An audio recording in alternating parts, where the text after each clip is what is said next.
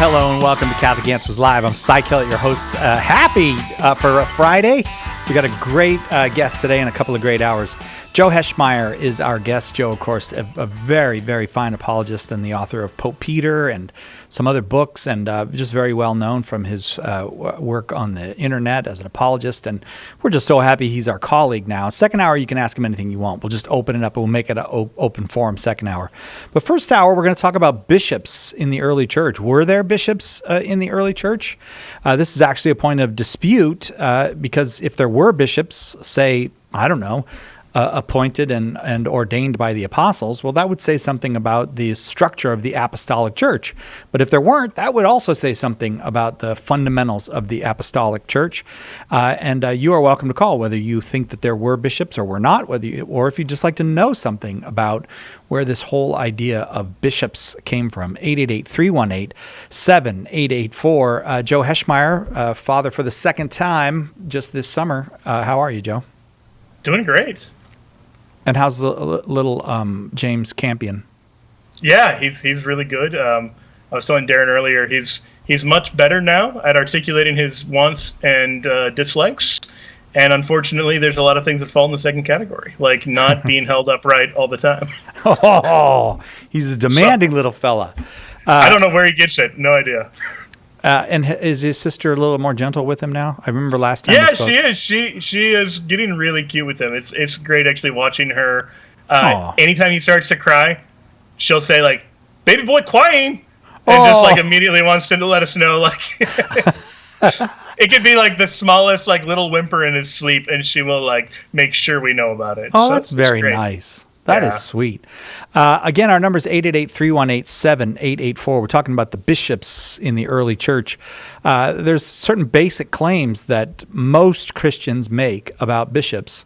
Those claims broadly rejected by a kind of emerging branches of Christianity in the 16th century, in the early to mid-1500s. So maybe start with the basics. Joe, can you just answer the first question, a yes or no question? Were there bishops in the earliest church? There were. So when we say this, I want to be really clear what it is, like the idea that I'm defending. That a lot of Protestants will tell you, and a lot of secular scholars will tell you, that the first generation or two, or the first 150 years, or the first 200 years, they're different theories, right? They'll say, originally there were just two branches of church governance. You had elders and you had deacons. And the Catholic response has always been, no, it's always been three branches. A bishop per church, per city. And then elders, or presbyters. Later the word presbyter gets shortened to priest. And then deacons. Like, that's what we find as early as we look everywhere that there's clear evidence. And so I want to really stress this. Like, it's not just that you'll find elders who are called bishops. It's like, no, you'll actually find in every church we get a good enough look at to see what the governance of the church looks like, that there's one guy where the buck stops. There's one guy who has final spiritual authority in a role that we would now call the bishop. And very, very, very early on, he is called the bishop. And the evidence is pretty overwhelming. This is every church on earth, not just like a general norm. So we're talking about by the early 200s, we have literally hundreds of examples of this in the churches of North Africa where we can actually tell you who the bishop was because the record keeping was preserved there. So this is not like different churches did things different ways. This is like, no. The apostles set up a bishop, elders, deacons, and the early Christians preserved that and kept careful records about preserving that. And the reasons the apostles did that were not just like pragmatic, but they were probably rooted in the fact that there's a threefold structure in the Jewish hierarchy where you have high priest, Levite. And they're also rooted in theology. So St. Ignatius of Antioch very early on makes a connection between the fact that there's one bishop and the fact there's one God. That a church that believes the world is governed by monotheism believes that the local church is governed by monoepiscopacy, is the technical term for it, like just meaning one bishop. Like that, we don't have a pantheon of gods, we don't have a pantheon of co-ruling elders. That's the idea. So that's it in a nutshell. 888-318-7884, the number. Two questions present themselves immediately, and while we're screening some calls, I will ask you the two questions, or kind of objections, I suppose, that present themselves immediately. If you'd like to get in on the conversation, whether you're Catholic or not, whether you are Christian or not, you're welcome to call and ask about bishops in the earliest church, 888-318-7884. Okay, so here are the two objections, and you take them in any order you want. Even if there were bishops in the early church, the Catholic assertion that this is connected to what the apostles intended for the church, or even what Jesus intended for the church, is tenuous at best. Okay, so first objection is, what's the apostolic connection? And the second is, we often hear a kind of a thing about, well, yeah, but when you look at Rome, for example, it's kind of like there's Peter, and then there's a bunch of guys that are left behind. There's no, and they'll say monarchical episcopacy. There's no evidence of and you made the claim, there's one guy. Those are your exact words. There's one guy. So answer my objections in any order you want, that this is not really connected to Jesus and the apostles. And, maybe there was a kind of a group of leaders, but there's no monarchical episcopacy. Yeah. So we have the Christians of the 100s telling us that they got this from the Christians before them, going back to the apostles. And the difficulty when we're looking at the super early evidence is that there's just not a ton of writings from like the first century and the early part of the second century, that we have a lot more writings from like about 150 and onward. But I'll speak to, as we go on through the hour, St. Ignatius of Antioch, who has a whole lot to say about this threefold structure with the monarchical bishop. But I want to actually begin with a guy named Hegesippus, whose writings are mostly lost to us. He was a historian from the second century. This is a guy who lives roughly 110 to 180. So very early on. The Apostle John probably died about 10 years before he was born. And Hegesippus, around the middle part of the 100s, like 157 to 168, he goes to Rome. And he writes that when he goes there, he drew up a list of succession of bishops down to Anicetus, and then mentions that his deacon, 2 bishops later, became bishop. So he's actually able to trace, really accurately the specific line in Rome. And he describes this as going back the succession of bishops, right? And so Irenaeus, writing around 180, says the same thing, that he says every apostolic church, meaning every church founded by the apostles, in order to prove that it's founded by the apostles, would keep records about exactly who their bishops were, one bishop after another.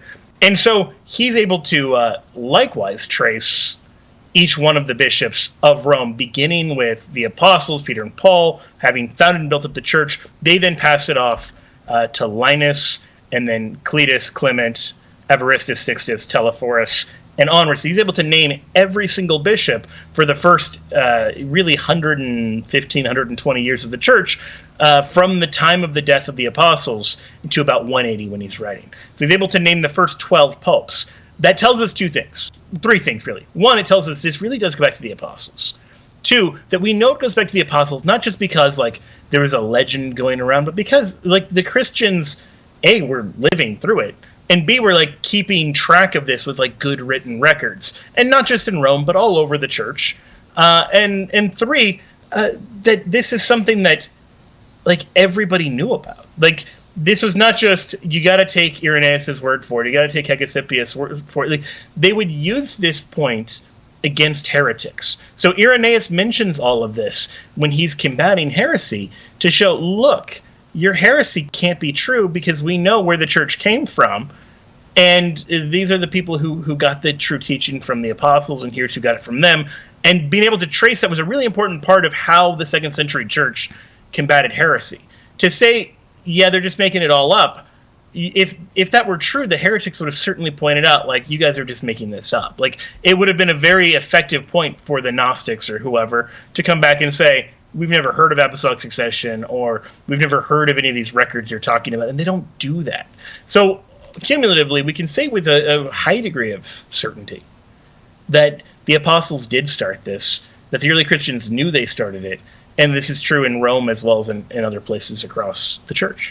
Joe Heschmeyer is our guest. We're talking about bishops in the early church. If the early church looked like the Catholic Church, that is, if it had bishops, priests, and deacons, as the Catholic Church does now, as the Orthodox churches do, as most of Christianity does, and if that church practiced the sacraments, as the church does now, celebrating the Eucharist on Sundays and baptizing and doing all the other things, including forgiving sins and ordaining and anointing the sick, then that would suggest that the Catholic Church has maintained a continuity with the church that was founded by Christ himself, and it is that church persisting into the world today. If that's not the case, if there weren't bishops, if there weren't sacraments in the early church, then that argument for the Catholic faith is much undermined. So it's important that we get these things straight. Whether you're Catholic, Protestant, or other, you are welcome to call with your questions about the early bishops. 888-318-7884. And before I send you off to the break, I think the alliterations are almost coming to an end, but today is $5 Friday. We're nearing the end of alliterative August, but we thought we'd end on a high note. It's our $5 Friday flash sale at shop.catholic.com, and we've got dozens of great books, CDs, DVDs for just $5. Savings up to 80% on some items, and you don't want to miss out on this. Come and shop. Shop.catholic.com and take advantage of $5 Friday. Catch Catholic Answers live anytime at Catholic.com. Underwriting for Catholic Answers Live is provided by Real Estate for Life. Real Estate for Life connects home buyers and sellers to real estate agents while supporting pro-life organizations. On the web at realestateforlife.org. Are you a coffee drinker? If so, you can now enjoy a coffee roasted to perfection by the Carmelite monks of Wyoming. Delicious Mystic Monk coffee is roasted and prepared by monks in a hidden cloistered monastery and is available in over 25 varieties. All Mystic Monk coffees are works of perfection and labors of love. For more information on how to purchase Mystic Monk coffee, visit mysticmonkcoffee.com. That's mysticmonkcoffee.com. Turn to Mary, the Mother of God, for help bearing witness to the gift of life with the National Life Rosary. Designed exclusively for EWTN by premier Italian rosary maker Gorelli, in collaboration with renowned Catholic sculptor Timothy Schmalz. Help build a culture of life with the National Life Rosary. Available now at EWTNRC.com. Order your National Life Rosary today.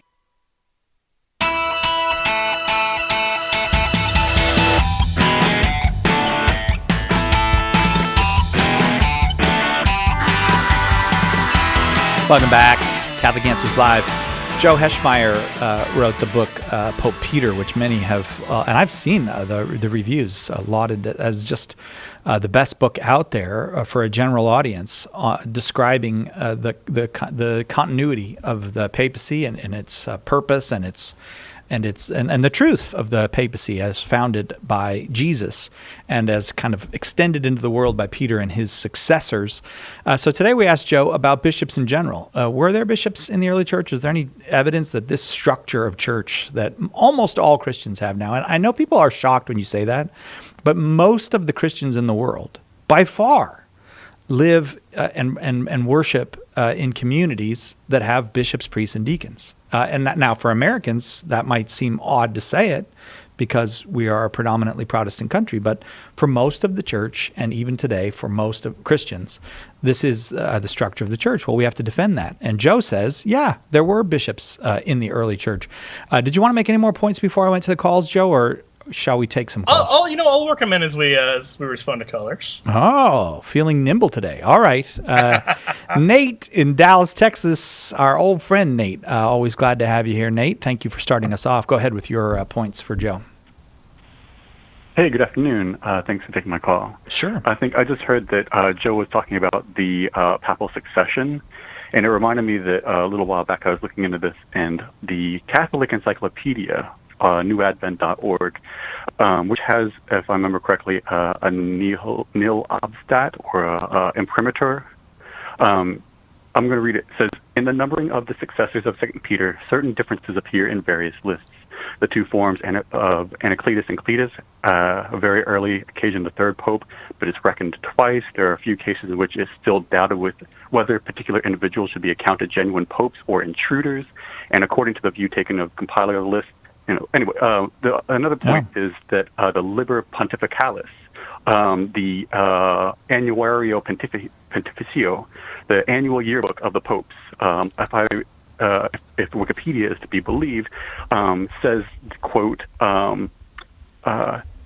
the almost 200 corrections, biographies of the Pope. In some places it's impossible to determine the ordering of the popes. So doesn't this cast doubt on papal succession? If even the yearbook of the popes, even if the Catholic Encyclopedia admits that we don't know the earliest ones, we don't know the ones in the middle centuries, in what order they came in. That is a great question. Those are really two separate issues. One is specifically about the earliest. There's a couple questions with the very earliest lists, and the other one with the Liber Pontificalis is getting to some much more technical issues that aren't just about historical record keeping. So I'm going to answer both questions, but I want to make sure we know that they are really two separate issues. So the first thing is, as the Catholic Encyclopedia notes, there are a lot of lists of the bishops of Rome in the 100s and early 200s. I mentioned Hegesippus, Irenaeus, Hippolytus is another one who has these. Tertullian refers to each of the churches keeping their own records.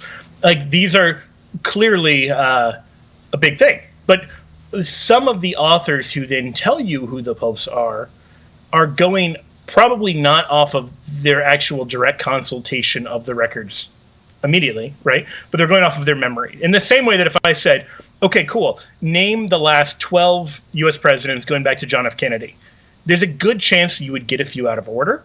There's a good chance you might skip one or get one wrong. So we see a little bit of that we see that sometimes when they're recounting, they'll switch an order around. Now, there are two very particular issues that are going on. One is that there's an Anacletus and a Cletus mentioned, and some of the early Christians think that's two people, and some of them think it's one person by two different names.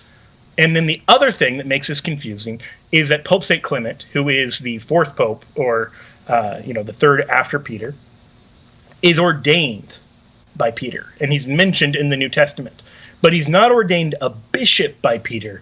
He appears to be ordained an elder and then later becomes a bishop.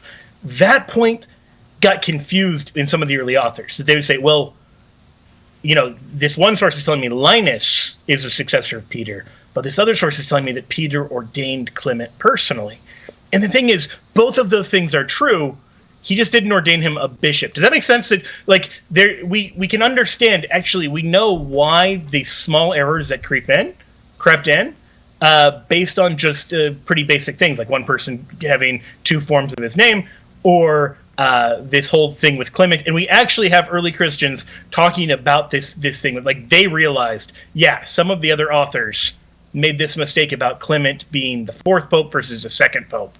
But those are all kind of the forest for the trees, or the trees for the forest, rather. That we shouldn't ignore the fact that all of these authors, whoever they are in total agreement that there is an actual succession from the time of Peter. And second, that the Church of Rome is keeping its own list. Now that leads to the other question you said about the Liber Pontificalis, which is that later on in the history of the church, all sorts of issues come up, about whether so-and-so was a valid pope, or you'll have rival claimants to the papacy, that kind of thing. That's a different question of, well, should this person be considered the pope or not? That's a separate question from, does the papacy date back to the time of the apostles? 500 years from now, we could have a dispute over who the true pope is. But that doesn't mean that the papacy wasn't invented by the apostles. So the later stuff, that's a lot of it's really interesting kind of papal drama. In some of these cases, at one point you have three different people claiming to be pope. That's all interesting. How do you make sense of all that when it happens? None of that gets to the question of, did the apostles set up the papacy? Did they set up the episcopacy or not? It really is just the early Christians telling us they did, and here's who the first popes were, that's a pretty strong indication for all the minor errors they may have in their storytelling. The last thing I'd say is, if you want a good analogy to this, look to the accounts of the resurrection. That some of the resurrection accounts appear to conflict on minor details, and maybe they don't. Like, maybe there's a way that we can make sense of them all. But even a lot of Christian apologists will say, yeah, some of the eyewitnesses may not perfectly remember exactly what they saw, but they all agree that the resurrection happened. And so this is the kind of thing we would expect to happen in real evidence. Like, in real history, there tends to be these small differences in the details. So it is here. That, like, if there was just one, like, government-approved list that everybody was reading from, you probably wouldn't find the differences. But if everyone knows that there are these popes, and then they're telling you who the popes are, but going off of their own memory or their own note-taking, then you're more likely to see the minor errors precisely because it's real history and not, some government propaganda or what have you. Nate, I'm curious. Are you satisfied with that? Almost. I appreciate it. I think that we don't know enough about those first, second, third, fourth popes after Peter that we have any writings from them or we know where they came from. I don't think we can exclude the possibility that there was some backfilling. Like they said, oh, we don't have a list of succession. Let's use some names that are in the letters in the New Testament. So there's a Cletus, there's a Linus. We'll just use those names and we'll leave it to the imagination for you to say, that's definitely the person in the Bible. I don't think that we can actually draw that without any doubt that that is the person in the Bible. And secondly, if there is any, if any time there was three popes, and we accidentally chose the wrong one as the real one, we accidentally chose an anti-pope, then the succession is broken. Even if it was just political intrigue, it still means the papal succession was broken. Isn't that right? Well, so a couple... no, sorry. That was maybe too brusque of an answer. Let me give you a better answer than that. I'm sorry. So I want to answer both. Again, these are like two separate kind of questions. One about the very early church, one about like these controversies in the Middle Ages. In the very early church, the fact that you have Linus as the successor of Peter, who isn't some like known personage in the New Testament, seems like a pretty good case against backfilling, because you're absolutely right. If they were going to make up a list, they would make up the most prominent Roman Christian. And you know who the most prominent Roman Christian was? Paul. St. Mark the Evangelist. Oh. Or Paul, right. Like, there are like, Mark is the interpreter of St. Peter.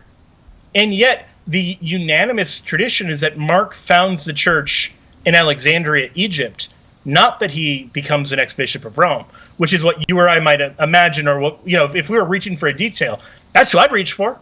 I wouldn't reach for someone named Linus who nobody's ever heard of. And then Cletus and Anacletus, where we don't even know if it's one guy or two. But then the other thing you said, Nate, is like, well, we don't have any writings from these guys. We do, actually, from St. Clement. So Clement it goes Linus, Cletus, Clement. And Clement writes to the Corinthians in about 96 AD. And they preserve the letter, and they tell us it's from Clement. The letter doesn't mention the author. It just says written from the Roman Church. But they preserve it. They tell us it's from Clement. There's a unanimous tradition in the 2nd century that Clement's the one who wrote this letter to the Corinthians. So we do actually have a letter from him. And so we know a little bit about him just from this writing that we have. But then the final thing I'd say is the fact that we don't have a ton of data about them, or the fact that we don't have a lot of information about them now in 2021, doesn't mean that was true in like 121. Or in 151. Like, you have living memory. You have people who would have been alive during this. Clement is writing in 96, right? So you've got people who are alive then as young adults who would be old men in the latter part of the 2nd century. They would know whether this stuff was true or not, right? Like, the problem with backfilling doesn't really work very well when you get into the historical reality. Like, this is a living group of people, and this is a church. Like, one of the reasons I think it's so cool to look at the church is because it's a lot easier to change your mind about something, or to accidentally fall into heresy, than it is to change the entire structure of an entire church. So when the entire church is saying we've always had this structure, they have an argument on their side that it's just like, it's hard to change something that big. So all of that points to this really going back to the apostles. Now, then the last thing you said, Nate, was, well, what if we backed the wrong horse? There are a few things. One, it depends who the we is there. There were saints who kind of fell for the wrong pope in the Middle Ages. That doesn't discredit apostolic succession. But two, the fact that like maybe there was a time when it was less clear who the pope was, but then all the people claiming to be pope died and then a new pope was appointed. That doesn't seem to break apostolic succession either. There still would be a valid pope in that context. The question, is there a valid pope, is a different philosophical question of like, does everyone know who the pope is? I hope that makes sense. Nate, thanks. It's always a pleasure when you call. We are about to come up against our next break, so we'll have to leave it there. We're talking about bishops in the early church. I think often there is the idea around that there's these few hundred fuzzy years where we don't really know names and dates, and we don't know what happened, and so the church can impose its current structure back into the past. I think that that's not true. If you have questions about that, how do we know that there were bishops in the early church, and how can we be confident that the succession was maintained? Give us a call. Catholic Answers Live. Catholic Answers is doing it again. We're holding our 7th annual Apologetics Conference this September in beautiful San Diego, California, and we'd like to see you there. Join us September 23rd to 26th for a lively and inspiring conference with an all-star lineup of speakers guaranteed to jumpstart your faith. It's a great chance to meet all your favorite Catholic Answers apologists and very special guests as we spend 4 days talking about worshiping and adoring our Lord and Savior, Jesus Christ. This is where it all begins. Don't miss what promises to be the event of the season. Join us this September for a conference that is sure to ignite, inspire, and inform your faith. Seats are still available, but they're going fast. Visit CatholicAnswersConference.com or call 888-291-8000 to register.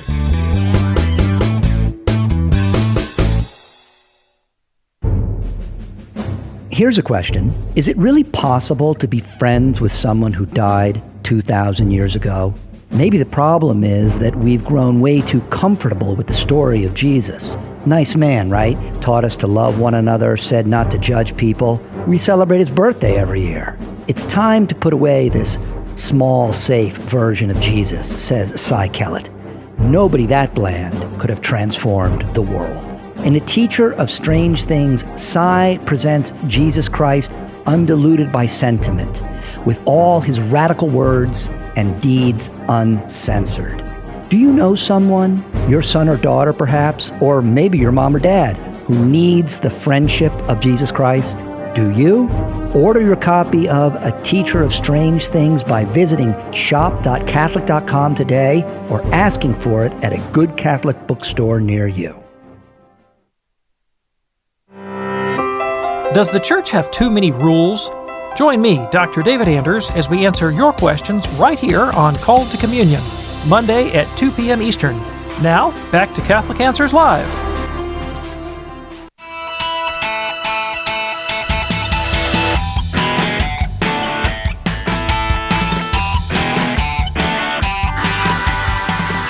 Welcome back to Catholic Answers Live. I'm Cy Kellett, your host. I think you probably could have listened to Catholic radio all day today, and not until you got to us did you hear the name Hegesippus mentioned. I'm not saying that makes us better than other Catholic radio shows. I'm just saying you had to wait until now to hear the name Hegesippus. We're talking about evidence for early bishops in the church. Did the earliest church have bishops? Well, the earliest church had Jesus and the apostles, the disciples, his little community, his little ecclesia.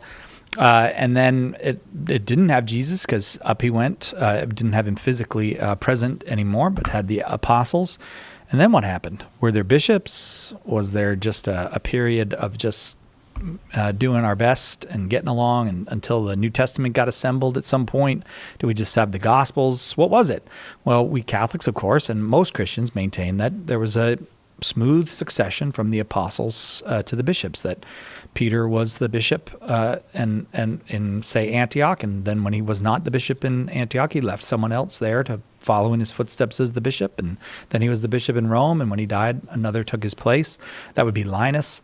And that succession has continued down to this day. If you have questions about the early church and the bishops, you're welcome to call 888-318-7884. Our guest is Joe Heschmeyer. Joe Heschmeyer, the author of the book Pope Peter, and many other books, but that's probably the most relevant one for this, and an apologist here at Catholic Answers. Joe, I appreciate you having this conversation with us. I wonder if my impression is correct, that I think that in the New Testament, we see bishops appointed by Paul himself, the Apostle Paul, and then letters written to those bishops instructing them in how to be bishops, particularly Timothy, but also Titus. Do I have the correct understanding, or is there some other way to look at the careers of Timothy and Titus? Yeah, so I really like looking at these two. I think you're very clearly seeing them acting in the roles of bishops. And I use that wording kind of for a reason. So if someone were to say to you, like, I don't see the word Trinity in the Bible, you would respond, yeah, you don't see the word, but you see the concept. Like, you see the reality of the Trinity throughout the New Testament. You see something a little bit similar here. When the Greek words for bishops, which just means overseers or guardians, and deacons, which means servants, are used, they're often used in this really fluid way. Like, Christ is called a servant. He's literally called a deacon. Paul calls himself a deacon. He calls Timothy a deacon. And so many times our Protestant brothers and sisters will say, well, look, it looks like bishop and elder is being used interchangeably here. And the answer to that is, like, yeah, that may be true. That, like, the terms may be used kind of interchangeably, in the same way that you might have the same person being described as a bishop in one place and being described as a deacon in another place, even though we know bishops and deacons weren't the same thing, because the Greek verbs were just, they were commonly used. Right. So that's the first thing to know. The question comes up especially in the context of Ephesus, because in Ephesians, St. Paul describes this apparent confusion, and in 1 Timothy as well, this apparent confusion about bishops. I mentioned all of that by way of preamble. So if people are saying, what in the world does this have to do with Timothy and Titus? It's because we see them operating as bishops, even though they're not explicitly called that. With St. Titus, Paul says, well, this is why I left you in Crete, that you might amend what was defective and appoint elders in every town as I directed you. That's Titus 1:5. Now, that's very clearly the role of a bishop. He's got the job of appointing or ordaining the elders in the church. In addition, he's told to teach what befits sound doctrine. He's told in chapter 2, verse 15, declare these things, exhort and reprove with all authority. Let no one disregard you. So that's really important, because we see is that clearly the church here in Crete is answerable to one man, Titus. Yeah. That's the role of a bishop. Does Paul call him a bishop? He does not. Does he describe him as a bishop? He does. Does he call him to do a thing that only the bishop could do in terms of ordaining elders? He does. So all of that's to say the reality of Titus being a bishop is there. The words, Titus, I left you as a bishop, aren't. This is kind of a cheesy example, but you know what? Like, this is, we often do a little lowbrow. So sometimes, like, people who don't have siblings, when they try to write siblings, like for TV shows or movies or books, if you're into those, they'll be like, hey, brother, hey, sister, and no brother and sister that I've met have ever talked to each other that way. Yes, right. And so, like, it's not surprising that Paul isn't like, hey, bishop, no, that's just not how it works. He's describing something that, like, we can tell, like, he doesn't have to tell Titus he's the bishop. He tells him why he's the bishop. The reason he left him was to ordain elders, to teach sound doctrine, and then do all these things. And then he has this proviso that, like, no one disregard you. Like, don't let people just, like, ignore, get around your authority. That's really big, because it shows he's not just, like, one elder they can choose to go to, or they can choose to go to somebody else. Like, no, he's the ruling bishop. That's Titus. Likewise, with Timothy, he says, he recounts how, I urged you when I was going to Macedonia, remain at Ephesus, that you may charge certain persons not to teach any different doctrine. That's 1 Timothy 1:3. He's showing Timothy is in this role of being kind of a doctrinal overseer of making sure people aren't teaching anything false. In chapter 5 of 1 Timothy, he gives all these rules for the instructions for the overseeing of the elders. He says, let the elders who rule well be worthy of a double honor. He says, never admit any charge against an elder except on the evidence of 2 or 3 witnesses. As for those who persist in sin, rebuke them in the presence of all. In other words, he's giving him rules for how to oversee the elders. This is, again, the role of a bishop. Now, this is really big because this is at Ephesus, right? So when you're reading Ephesians and when you're reading 1 Timothy, you're seeing 2 halves of the same story. That the letter to the Ephesians is written to the church at Ephesus. The letter to 1 Timothy is written to the bishop of Ephesus. And this is really big. Like, if you realize, like, Timothy is the bishop of Ephesus, this actually removes what I think is one of the best Protestant arguments from the debate. And what I mean is this, like, Protestants who believe that there were only 2 tiers in the early church and not 3 will look at the book of Acts. And it says in Acts chapter 20 that Paul gets together the elders of the church of Ephesus, and he tells them, take heed to yourselves and to all the flock in whom the Holy Spirit has made you guardians. That's Acts 20, verse 17 to 18. But the word guardians there could literally be translated as bishops. And so some Protestants will say, well, he's just called the elders bishops. That's the thing I described before. Just like he might call the bishop a servant, which literally is diakonos, deacon. That because these words have a literal as well as a technical meaning, it's not always clear which one's being used. So Protestants will sometimes point to Acts 20 and say, it looks like the elders are the bishops of Ephesus. And so it's good to know, well, yes, but if you look at 1 Timothy, you realize that's wrong. There's one bishop of Ephesus. We even know who it is.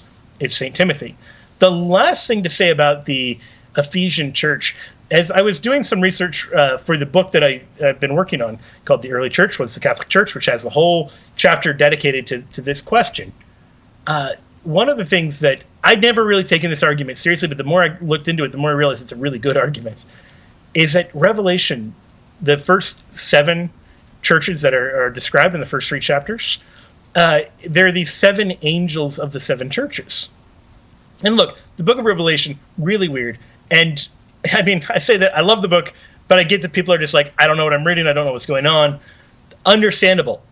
But the 7 angels have historically been understood not as literal angels, but as the bishops of the 7 churches, one of them being Ephesus. And why are they understood that way? Because the angels are warned about things like their imminent arrest and like told like you've fallen away and you need to come back, things that wouldn't make any sense to literally tell an angel. And so for a lot of reasons, like there's 5 different major scholarly theories about who the angels of the church are. And the best one is that this is a bishop because he's being held spiritually accountable for the good of this church. And so in that sense, he is the angel, the messenger of God. The last thing I'll say on that is the book of Malachi uses that image of the priest as the angel of the people, or the angel of the Lord to the people, I should say.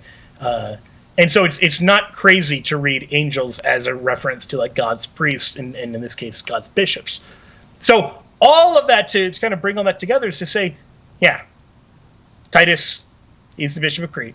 Timothy, he's the bishop of Ephesus. This idea the church has a threefold structure, goes back to the apostles, and we see it everywhere we get a close look at the structure of Christian churches in the early church. Again, our number 888-318-7884. We're talking about bishops in the early church. Nate, I wanted to argue a bit, but if you are a person who would like to say, wait a second, that's not what they say at the church that I go to, at my mega church or my minor church, or what's the opposite of a mega church? Like a little church. I like micro church, yeah, house church, actually. House church, probably, yeah. Then we'd love to take your call. We really would. We'd love to talk about it. 888-318-7884, 888-318-7884. And whether you call or not, you can have a free ebook. Just go to shop.catholic.com, answering Protestant objections to Catholic teachings, free right now in ebook format at shop.catholic.com. This is Archbishop Paul Coakley, the Archdiocese of Oklahoma City, and you're listening to Catholic Answers Live. Do you love praying for people? Have you ever wanted to use your gift of prayer to share Jesus with others and build up the body of Christ? Start a public prayer station with St. Paul Street Evangelization.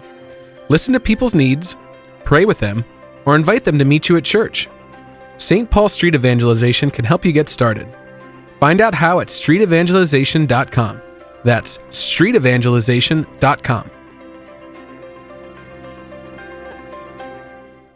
I'm Kimberly Hahn, and my new show, Beloved and Blessed, is now on EWTN Radio. Every week, I share scripture and my personal experience to speak to the desires and strengths of all women so that each of us can better live out our vocations as daughters of God. Tune in to find inspiration, hope, and strength in each episode. Don't miss Beloved and Blessed with Kimberly Hahn. Sundays at 9 p.m. Eastern, 6 p.m. Pacific. Only on EWTN Radio.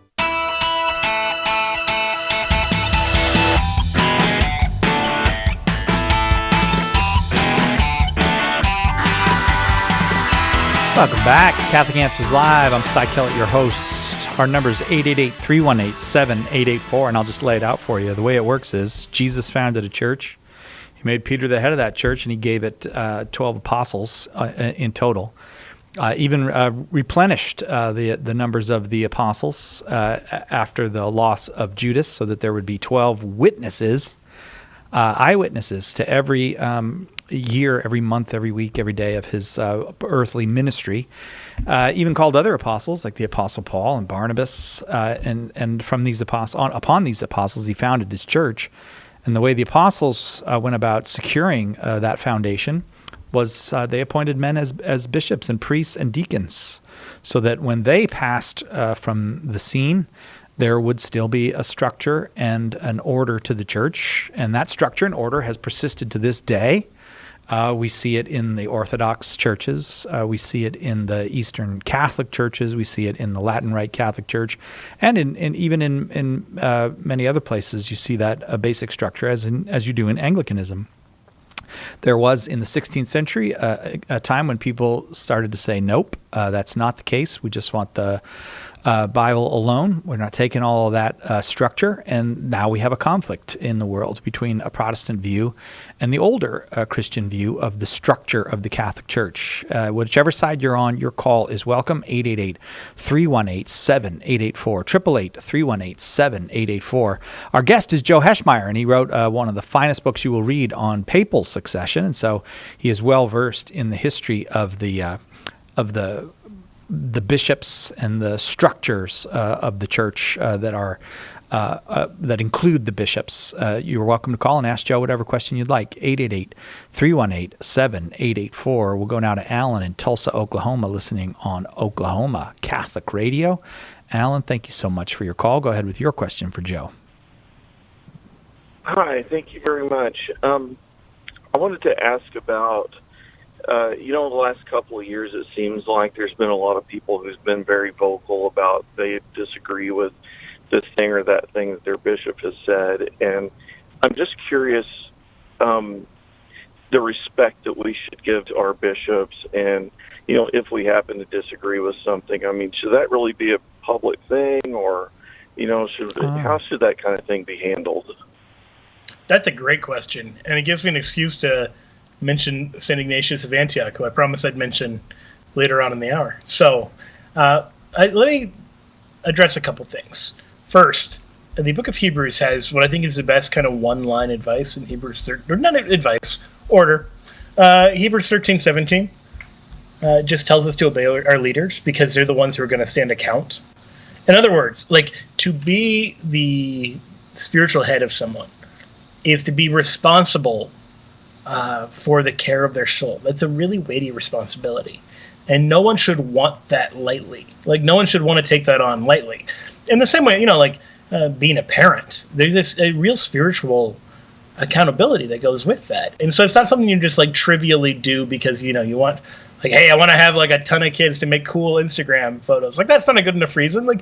You're taking on a real weight. They're a real burden. Likewise, the bishop, he is going to be accountable for what he's done. And so we're told, obey your leaders and submit to them, for they're keeping watch over your souls as men who will have to give account.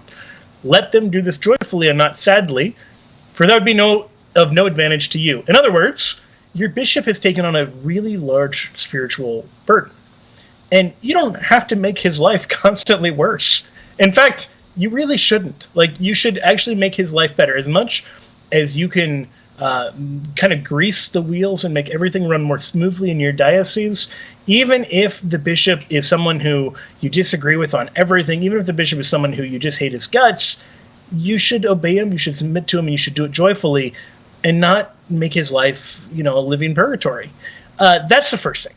The second is that there is a twofold respect due to the bishop. St. Thomas Aquinas describes this, that you have the respect of office and the respect of person. But the respect of office is, I respect the bishop because he's the bishop. And it really is just a form of respecting the authority that God has set in place. Hopefully, that's accompanied also by, this is a very good man, this is a very good bishop, and so I can respect him as well.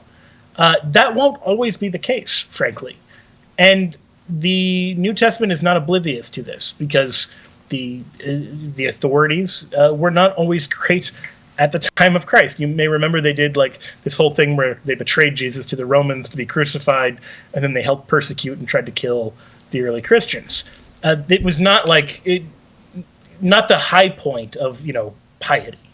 And yet, when the Christians come before the Sanhedrin, you see St. Paul, for instance, who insults the high priest because he doesn't know who it is, then apologizing because he said, I did not know, brethren, that he was the high priest, for it is written, you shall not speak evil of a ruler of your people. That's Acts 23, verse 5. So we should respect the office, even if we don't respect the person. But ideally, we have respect for both the office and the person. Now, the third part of that, there may be something where it's not just like I disagree with decisions he's making, or I don't like that he put this priest here, or I don't like that he did this. There may be an actual doctrinal or some other spiritual problem where it may be appropriate to speak out. And then I would just say, in general, follow Matthew chapter 18, that you handle a situation as privately as possible, and then you kind of make it more public as the situation requires, but you don't needlessly just share scandal even if the other person is wrong. You don't needlessly just say, haha, my bishop made a mistake, it's really bad, he looks stupid, let me blast it on the internet. That is not what we're called to as Christians. You might have to privately send him an email and then maybe speak out publicly if the situation demands it, but those situations are rare. The example of that happening in Scripture is in Galatians 2, when St. Paul stands up to St. Peter because Peter is publicly sinning in terms of the way he's handling the Gentile versus the Jewish Christians. Paul realizes there's a bigger spiritual problem if he sits back and says nothing than if he confronts the situation, and then he talks about it afterwards. And people love to point to that example, and it's true, that's a good example. But you're not going to find a lot of those examples. So if you've got more examples in your own life than we see in the entire early church, that may be a sign that you're not being judicious enough in choosing your battles. The very last thing I want to say, just because I promised to get Ignatius of Antioch in there, is that he talks about the importance of this. For instance, he tells the Ephesians, he praises them for the fact that their justly renowned presbytery, or the elders, worthy of God, is fitted as exactly to the bishops as the strings are to the harp, so that in your concord and harmonious love, Jesus Christ is sung. And he says that it's just a very beautiful image, this idea we should be harmonious as much as we can because it proclaims Jesus to the world. When people see Catholics tearing each other apart, that does not make them want to become Catholic. So as much as we can, we should strive for that unity, not just in a kumbaya superficial sense, but in this real sense that kumbaya means, come by here, Lord. We want to proclaim Christ. And so in that sense, we do want Jesus Christ to be sung. And so for all of those reasons, I would say from the very beginning, Ignatius of Antioch in particular is almost obsessed with this idea about that in obeying the bishop, in doing everything in harmony with the bishop, this is one very concrete way we can live out discipleship in a beautiful way. And that's still true today. Alan, thank you very, very much for the call. We're talking about the early bishops of the Catholic Church. Joe, it's a time of great liturgical conflict in the church nowadays. I just don't know if you want to be on the record putting Catholic Answers on the side of singing Kumbaya. I just am not sure that you want to make that move. I get where you're going, but is that not a Latin phrase? I don't know. I'm pretty sure. Anyway, 888-318-7884, the number, 888-318-7884. So, Joe, I've said several times that around the world today, even, and certainly for the first 1,500 years of the church, a unified Christian understanding of the role of a bishop. The bishop is the successor to the apostles. And so much so that even for us in the Catholic Church, I don't know, actually, you can tell me how it is for folks in the Eastern churches, in the Orthodox churches, how they feel about Catholic bishops, but we accept their bishops as legitimate, real bishops, and so their sacraments are valid sacraments. That's how important the office of bishop is in the history of Christianity. Yeah, actually, there is a little bit of a difference between East and West on this, and specifically within Orthodoxy, not within Eastern Catholicism. Within Eastern Orthodoxy, you will have some who argue that if someone isn't Orthodox, meaning Catholics and any other non-Eastern Orthodox, that they therefore cannot have valid holy orders. And so they will attempt to ordain, like if a Catholic priest becomes Eastern Orthodox, they will go through an ordination rite as if he's not already a priest. That is somewhat of a novelty historically. That is kind of an anti-Catholic strand of Orthodoxy that actually doesn't date back that long in the history of the Orthodox Church. But you'll find it. You'll find both of those views.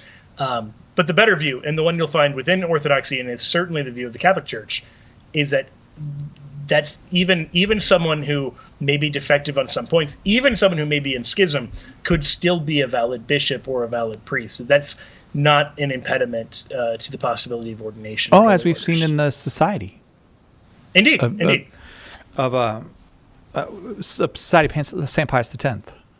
Yeah, although they're not full schismatics. There are full schismatics that this would still be true of. Because you will find, like Sede Vacantis, who are fully schismatic and still have valid holy orders. And all of this matters for a real, particular reason. Because, the Western, one of the reasons the West has a much better articulated view of this and a more nuanced view is we had to grapple with this more. Because in the West, in the early church, there was the crisis of Donatism. So basically, some of the bishops and some of the priests either didn't do enough to stand up to the Roman government during the anti-Christian persecutions, or they maybe defected from the faith themselves, and sometimes even cooperated in this horrible persecution of Christians. And so then when the persecution's over, they kind of come hat in hand and want to come back and be Christian leaders. And understandably, the early Christians aren't thrilled at that.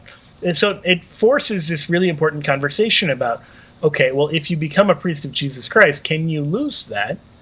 Are your sacraments still valid? All of that. And what comes out of that conversation is a much better sense that you share in the priesthood of Jesus Christ eternally, because Christ is a priest according to the order of Melchizedek, this order, this holy orders, this idea of sharing an eternal priesthood without beginning or end. That's what you participate in. And so a bishop or priest is validly ordained, even if they're not in total communion with Rome, even if they have some wacky ideas here or there, they still remain a bishop or priest because of what's happened at the level of their soul, because of the nature of the sacrament. It's an extraordinary office, the office of bishop. I mean, that when you talk about Paul appointing Timothy and Titus and the description he gives of their duties, they're not so. I mean, the office, I'm sure it didn't have probably a chancery or an archives or whatever. Or maybe it did. I don't know. It just seems like much of what goes around the bishop's office is all later accretions, but the fundamentals of teaching sound doctrine and appointing priests to care for the people, this is essentially what a bishop does today.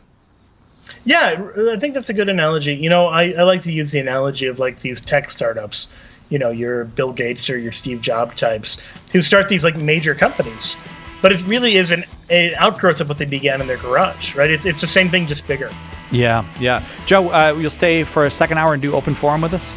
Let's do it. All right, we already got people on the line for open forum, so hang on if you're on the line. If you haven't called yet, open forum means open to anybody. Ask any question you want. If you're like, darn it, I wanted to talk about that bishop thing, and I was driving, and now, no, go ahead, call. We don't care. We'd love to talk with you about anything. Open forum.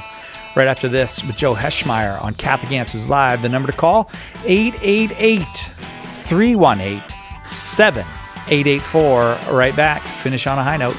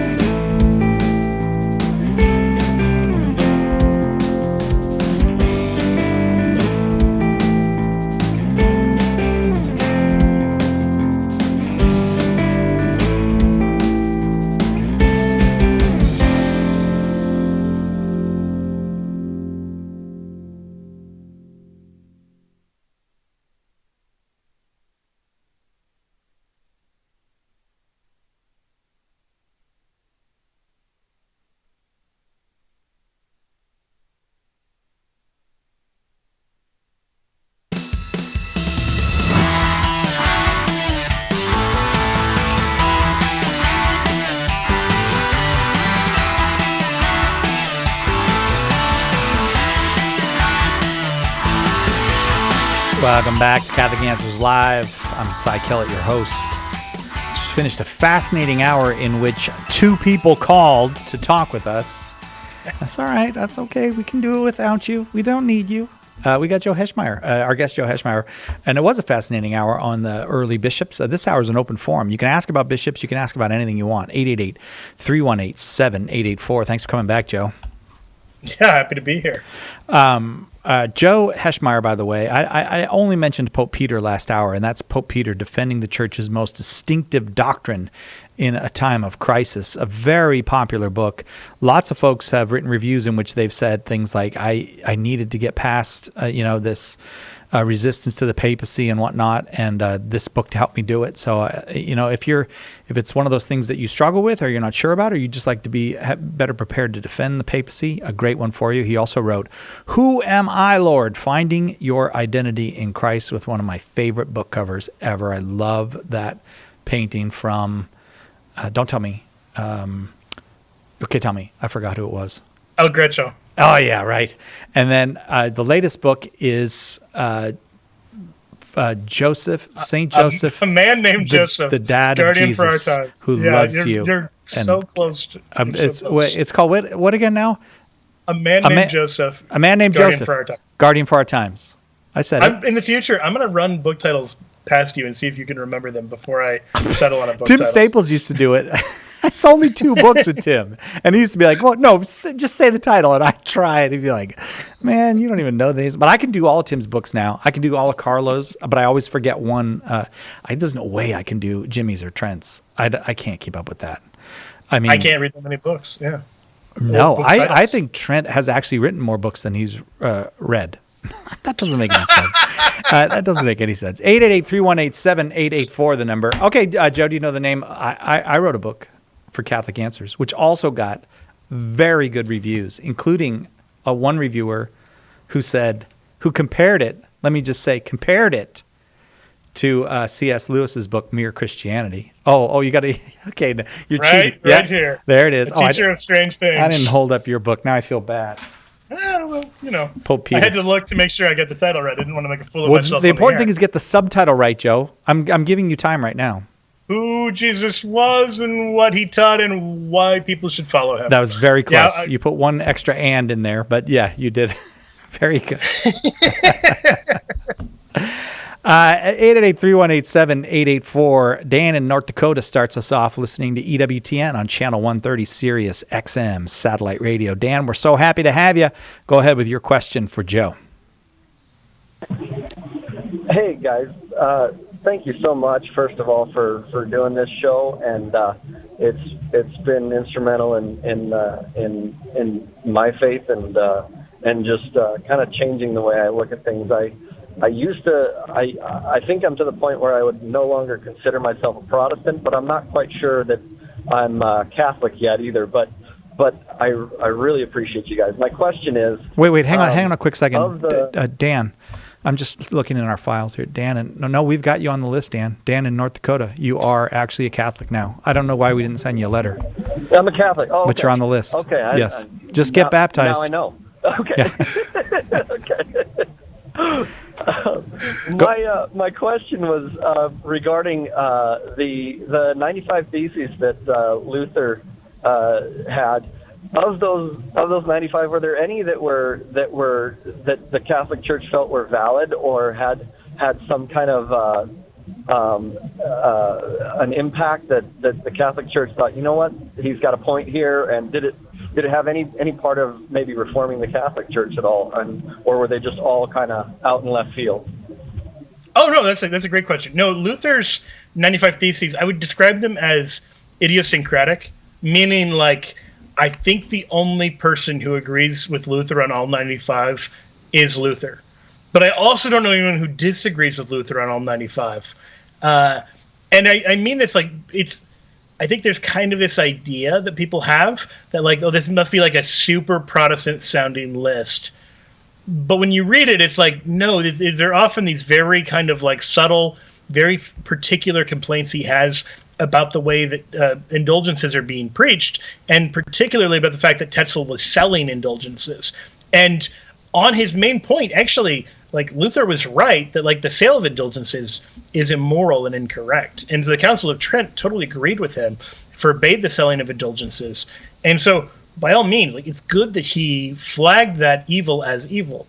The problem, like so often happens, is evils often come in pairs. So you see kind of the excess of like the other side, and it can make you blind to the excess of your side. That C.S. Lewis is kind of warning about politics. And very easily we can fall into, oh, well, they're really bad, and therefore we must be good. And no, maybe there's problems on both sides. So interesting, like I said, like Luther's critique is a lot more nuanced. He uses an anathema clause, meaning like there's only one position in the 95 Theses that he damns, that he condemns anyone who holds it. And it's in Thesis 71. He says, let him who speaks against the truth concerning papal indulgences be anathema and accursed. So it's really fascinating. He's basically saying, let it be clear, I'm not denying indulgences as such. I'm just saying they're being implemented badly or being interpreted badly, that sort of thing. And in fact, he condemns to hell anyone who says papal indulgences don't exist. And so fascinatingly, like that's one position in which the only people he damns are Protestants. Now later, he will reject part of the 95 Theses himself. But that's what I mean. Like the 95 Theses are a much more complicated document than they're given credit for. The church, in response to him, was actually very careful. I think there were about a third of the propositions on the list that were rejected. But the other ones were either right or were at least positions somebody could hold. Some of them were too vague to really, you couldn't really say one way or the other. Yeah. What do you think, Dan? Thank you so much. Appreciate the answer. All right. Yes, awesome. God bless you in your spiritual journey. I ended up on it. Nice. All right. Thanks, guys. Bye-bye. Okay, Dan, tell you what, though, before you go, I'd love to send you Why We're Catholic if you want it. Trent's book, it's a magnificent kind of introduction and invitation into the Catholic Church. So if you're still there with us, Dan, just hang on the line and we'll get your address and send you Why We're Catholic. We will do that, right, Thomas? Thomas says yes. I forgot I had to run that by Thomas. Neil on Cape Cod, listening on 89.7 FM. Are you kidding me? I've never gotten a call from Cape Cod before. Never. We've never had a call from Cape Cod.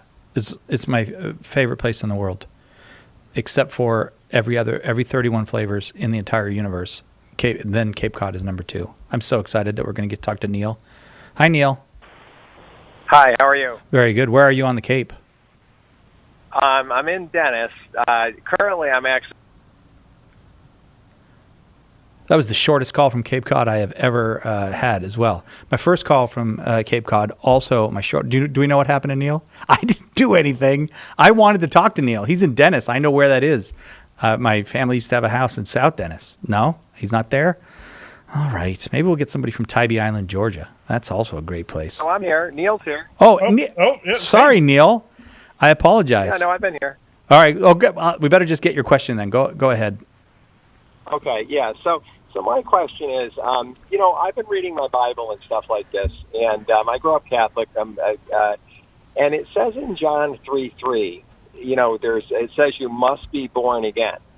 And so it uses the word must, not you can or it's a cherry on top. It says you must be born again. And you mentioned some of the things about Protestants and Catholics earlier in the show.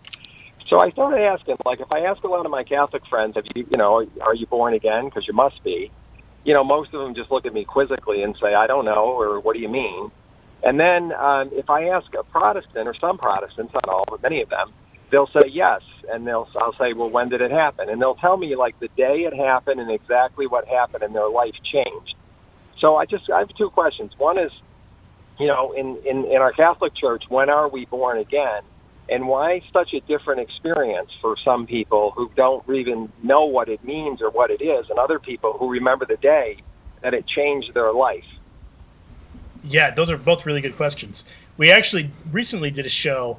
You could probably find it in the archives if you go to the Catholic Answers app or online.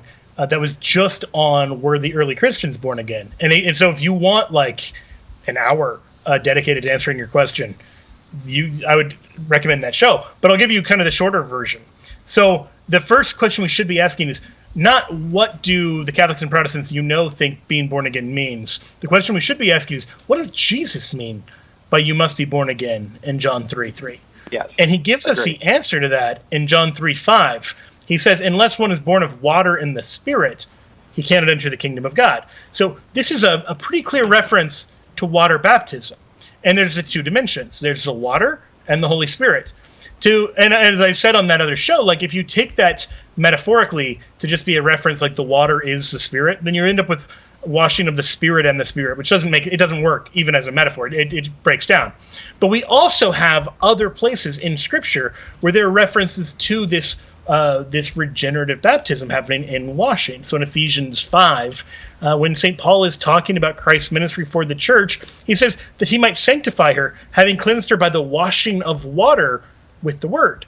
And likewise in Titus 3, when he's talking to, as we now know, the bishop Titus, he refers to the fact that Christ has saved us, not because of deeds done by us in righteousness, but in virtue of his own mercy, by the washing of regeneration and renewal in the Holy Spirit, which he poured out upon us richly through Jesus Christ our Savior. That word regeneration can also be translated rebirth, like generation and birth are the same thing. So he's very explicitly talking about the washing of regeneration, the washing of rebirth. That's what it is to be born again. It's done through water and the word. So here's the thing. Modern American Protestants, and this really is a pretty American phenomenon, have understood that rebirth regeneration to be us making a decision for God. And so they can tell you like when they prayed the sinner's prayer, or when they turn their lives over to God, whatever. And that's all well and good. I don't want to knock someone giving their life to God, of course. But that's theologically off base if you think that's what Jesus is talking about. It isn't. It's clearly the washing of water and the word. And so an infant baptized or an adult baptized is receiving that regeneration not because of a decision they're making, not by any deeds done by us in righteousness, but in virtue of God's own mercy by the washing of regeneration and the renewal in the Holy Spirit. Neil? Yes. That makes sense to you? Yes. And then the water part does. And then the other part you said that you have to be baptized by the Spirit. So that seems important as well. When are you baptized by the Spirit? Oh, yeah. So I'm saying when you undergo water baptism, like the Holy Spirit is working invisibly through the visible waters of baptism. Like that's the way any of the sacraments work. Like take something like matrimony. You can see what the couple is doing at the visible level. But we know that God is doing something uniting the two at the invisible level. So you have the visible and the invisible that are happening simultaneously. That's the nature of the sacrament. That a sacrament is a visible sign of the invisible working of God's grace. That these two things are happening simultaneously. You only see one side. Something else is going on at a deeper level that isn't visible to the human eye. So the washing of water in the Spirit is one washing, not two washings. Neil, I got to leave it there because we got to take a very quick break, and we'll be right back with more Open Forum with our guest, Joe Heschmeyer, right after this. Miss a show? Make sure to catch up by downloading the podcast, available online at Catholic.com. Underwriting for Catholic Answers Live is provided by Real Estate for Life. Real Estate for Life connects homebuyers and sellers to real estate agents while supporting pro-life organizations. On the web at realestateforlife.org. The Aquinas Writing Advantage program is part of Homeschool Connections' set of online courses for your Catholic homeschool. Homeschool Connections' website is homeschoolconnections.com. Hello, Father Mitch. Yes, sir. What can we do for you? How do we know that Jesus was in his early 30s during his ministry? In Luke, he says, and Jesus was about 30 years old. So it's right there. Okay, thank you. That was easier than I thought. EWTN, helping people grow in their love and understanding of God.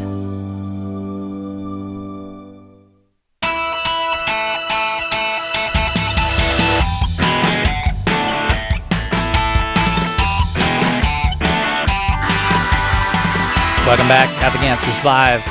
Just got off the phone with Neil in Cape Cod.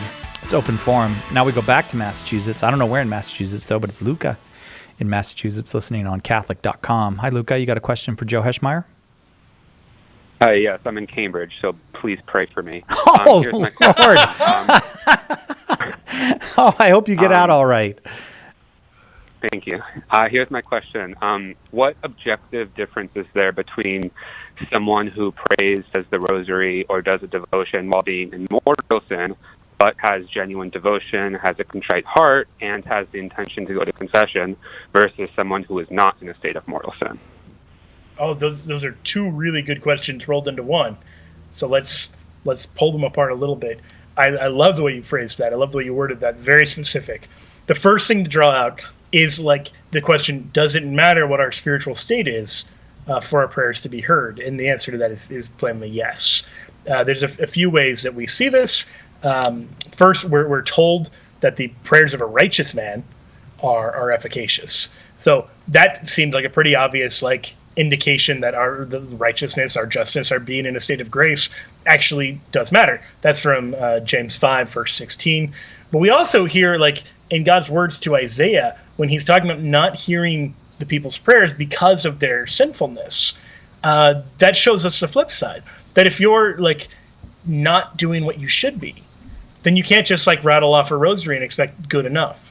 But you didn't leave it there. You added some more nuance. You said, yeah, but what if the person is devout? What if they are contrite? What if they're intending to go to confession?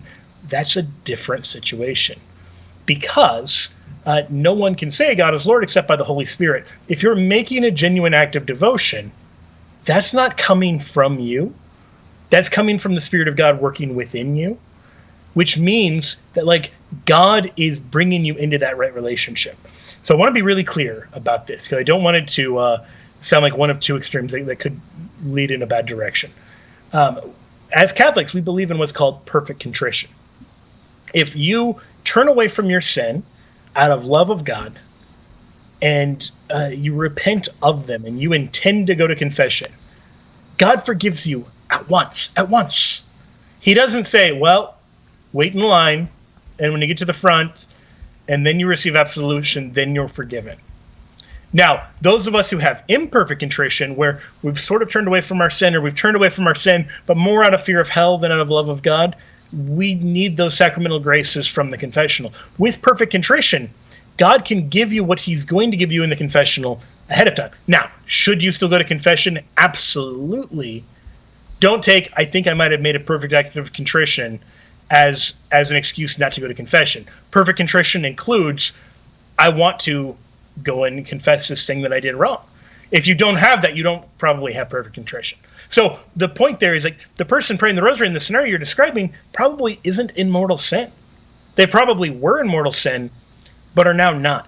So God can be at work in that. And I think that's really important to say for two reasons. One, God is really clear that you can't just use I'm praying as an excuse to go on sinning. But on the flip side, the fact that you've fallen into some sin or you've done something you're ashamed of should not be an excuse to stop praying. That is the single worst thing you can do, is to say, I've sinned, I haven't made it to confession, so I'm just going to stop praying. No. That is how the devil gets you. The devil doesn't want you to fall into sin. He wants you to stay in sin. If you fall into sin, are contrite, realize how weak you are, and turn back and trust God more and rely on yourself less, then he won the battle and lost the war. He wants to win the war, right? He wants you to become so ashamed of your sin that you feel like you can't go to confession, and so ashamed of your sin that you feel like you can't pray to God. That's how he gets you. And so, to sum up, yes, our spiritual state matters for the efficaciousness of our prayer. But two, you should always pray. And if you're worried about your prayer not being effective, the solution there should not be pray less. It should be go to confession, but pray in the meantime. How's that sound to you, Luca? That's beautiful. Thank you so much. I appreciate that. Luca, since you're calling from Cambridge and you really need to be close to Jesus, I would like to send you a copy of my book, A Teacher of Strange Things, Who Jesus Was, What He Taught, and Why People Still Follow Him. Can I send that to you? Oh, that's very sweet. I'd really appreciate that. Yes, please. You have no idea. I'm going to cry right now that you said yes, because yesterday I got turned down by an atheist, wouldn't take my book. So I am so glad that this book's coming to Cambridge. By the way, one of my daughters was born in Cambridge City Hospital. All right, I put him on hold. You can get his information. So I'm quite familiar with Cambridge. Thanks, Luca. 888-318-7884, our number. It's open forum. We go now to Logan in Vermont, watching on Twitch. Logan, you there with us? Oh my God! I didn't think I would get on. Well, we're so happy to have you, Logan. Go. Can I just say something before I ask my question? Oh my God! I'm gonna cry. Can I just say something? Your show is so awesome. I love you. Not like in a platonic. I'm sorry, I'm not this. In a platonic way. I love you. I love how you talk and share stuff. I love your way how you do stuff. You're calm. And This sounds exactly like the kind of stuff my wife says to me, and so I don't know if she put you up to that, Logan. But thanks. I prefer it over like the evangelical, boistering for touch the TV screen for the power of Jesus. Yeah, I'm sorry. Logan, go ahead with your question. I'm glad that you appreciate it, because someone just today on YouTube said, Joe, I think you know this, that I'm a bumbling idiot and they wish that Patrick Coffin would come back. And it's been almost 5 years. Come on. Stop with the Patrick Coffin. All right, Logan, go ahead with your question for Joe. My question is that, so I've noticed I'm an Anglican, though I'm heavily debating joining the Catholic Church. I'm actually wanting to go to Mass, maybe Sunday, or go to confession. I noticed an epidemic in modern Christianity that I see a lot of Christians online and in real life use extreme vulgar language. I'm thinking about like the N-word, R-word, etc. And is the vulgar language a sin? Okay. And what should us Christians do to have them should we just tell them, no, don't say that? Because I've seen it's just... Okay, I'm going to let Joe take it, Logan. Yeah. Because I don't want to run out of time before the break here. Yeah, that's a really good question. And I like that you're actually making some really important distinctions. The short form is, Jesus says in Matthew 12, verse 36, I tell you, on the day of judgment, men will render account for every careless word they utter. For by your words you'll be justified, and by your words you'll be condemned. That we should really think carefully about how we speak and act. James compares it to like the tongue to being the rudder that guides the whole ship, or like a little flame that can like set a forest on fire. That we do more sinning with our tongues than we realize, and how we speak and act. And in the past, a lot of Christians took that to mean like there's a list of like naughty words you're not allowed to say. I don't think that does a good enough job of understanding what the biblical message is. Like rather, the examples you gave of using words that like are racially insulting or insulting someone because of like a disability or something, that is a really good example of how not to speak as a Christian. Colossians 3 verse 8 says to put away anger, wrath, malice, slander, and foul talk from your mouth. So we want to put any kind of like degrading, dehumanizing, offensive language in that sense, that needs to be gone. Likewise, anything that's impure, perverted, that needs to be gone. And then likewise, anything that is offensive to the name of God. So using the name of God loosely, certainly taking the name of God and cursing and all of that, that needs to be gone as well. And then finally, anything that causes our brothers or sisters to stumble needs to be gone. So like, it's not strictly speaking immoral to use a bad word in a certain context. But if you're using it means someone else is totally scandalized, then don't use it. And if you use it knowing that you're leading someone into like scandal, well, then it's wrong. So that would be the general, like, use your words wisely in a way that's edifying, in a way that's uplifting, in a way that gives glory to God, in a way you wouldn't be ashamed to have revealed to the whole world on the day of judgment. Let that be your guiding principle. And then, like, don't just think, well, because I don't use like a cuss word, I can tell a dirty joke. No. Or like, because I don't use a cuss word, I can you speak in a very degrading way about like women or minorities or people with disabilities or whatever. No, don't. You cannot do that. You cannot. As a Christian, you are called to use your tongue to glorify God and to glorify God in your neighbor. And if you're doing something less than that, you're probably sinning. Logan, I hope that was helpful to you. I'd love to send you a copy of Joe's book, Pope Peter. it's Pope Peter defending the church's most distinctive doctrine in a time of crisis. And we really did enjoy getting the opportunity to talk to you. So I hope you'll call back again. It was actually very, very nice, the things that you said. I got to go to Lawrence now in Ohio, watching on YouTube. Lawrence, glad to have you. Go ahead with your question, Lawrence. Hi. Wow. Thank you very much for having me on. I failed Jesus not getting involved. He showed me orange, red. Hang on a quick second, Lawrence. It's really hard to hear you. I'm not making it out myself. So is there a way you could get closer to the phone? Sure. Well, I failed Jesus not getting involved, so he showed me orange, red, and dark green lower leaves in a vision. But my question is about Isaiah. The words, "For behold, the Lord cometh out of his place to punish the inhabitants of the earth for their iniquity. The earth also shall disclose her blood, and shall no more cover her slain. In that day the Lord with his sword and great and strong." I think I'm making it out, the quote from Isaiah, but we got to take a quick break. We'll be right back. We'll get it on the other side right after this on Catholic Answers Live. Catholic Answers Live. Here's a question. Is it really possible to be friends with someone who died 2,000 years ago?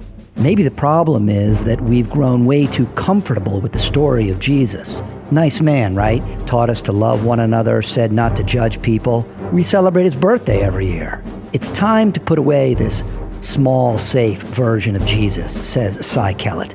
Nobody that bland could have transformed the world.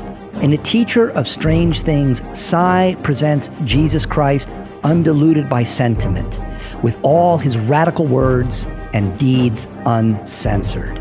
Do you know someone, your son or daughter perhaps, or maybe your mom or dad, who needs the friendship of Jesus Christ? Do you? Order your copy of A Teacher of Strange Things by visiting shop.catholic.com today or asking for it at a good Catholic bookstore near you. Catholic Answers is doing it again. We're holding our 7th annual Apologetics Conference this September in beautiful San Diego, California, and we'd like to see you there. Join us September 23rd to 26th for a lively and inspiring conference with an all-star lineup of speakers guaranteed to jumpstart your faith. It's a great chance to meet all your favorite Catholic Answers apologists and very special guests as we spend 4 days talking about worshiping and adoring our Lord and Savior, Jesus Christ. This is where it all begins. Don't miss what promises to be the event of the season. Join us this September for a conference that is sure to ignite, inspire, and inform your faith. Seats are still available, but they're going fast. Visit CatholicAnswersConference.com or call 888-291-8000 to register.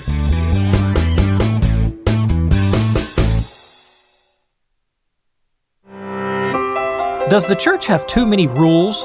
Join me, Dr. David Anders, as we answer your questions right here on Called to Communion, Monday at 2 p.m. Eastern. Now, back to Catholic Answers Live.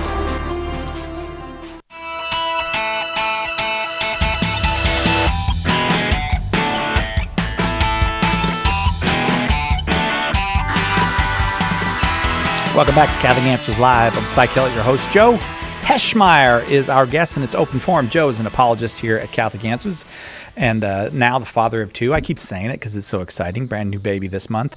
And the author of Pope Peter, Defending the Church's Most Distinctive Doctrine in a Time of Crisis, among other books.